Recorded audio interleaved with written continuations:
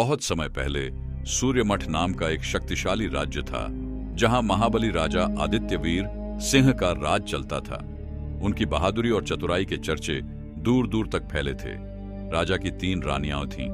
रानी वसुधा, जो रहस्यों की जानकार थी, रानी चंद्रप्रभा, जो तारों और ब्रह्मांड का अध्ययन करती थी, और रानी अग्निमाला, जो हर चुनौती का डटकर सामना करती थी।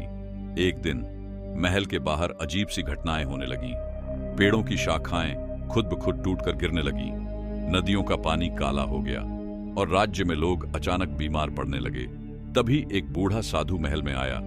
उसकी आंखें गहरी और स्वर गंभीर था।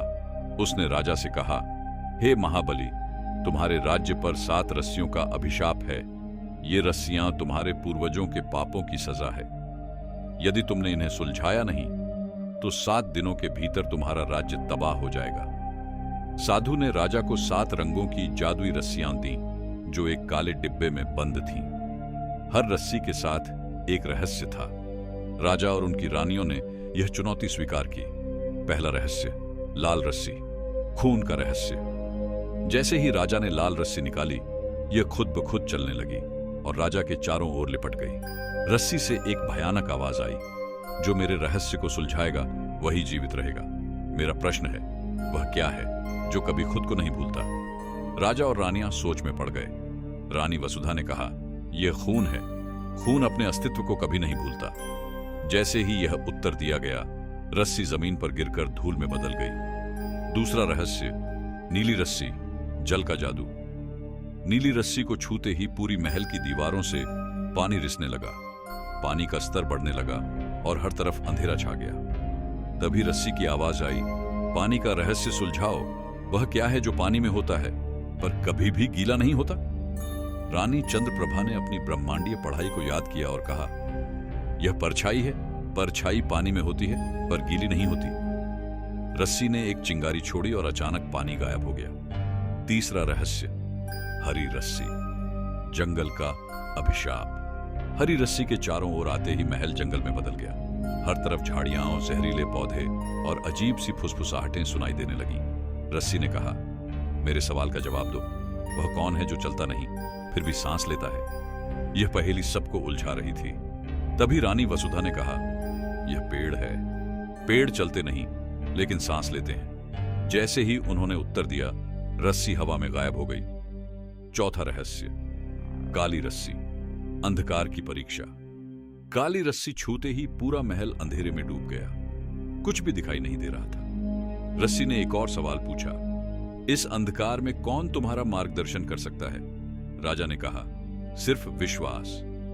जैसे ही यह कहा, रस्सी टूटकर जमीन पर गिर पड़ी और रोशनी लौट आई। पांचवां रहस्य, सुनहरी रस्सी, स्वर्ण के लोभ का जाल।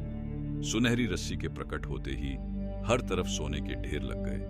राजा और रानियां खुद को चमचमाते सोने से घिरे हुए पाए।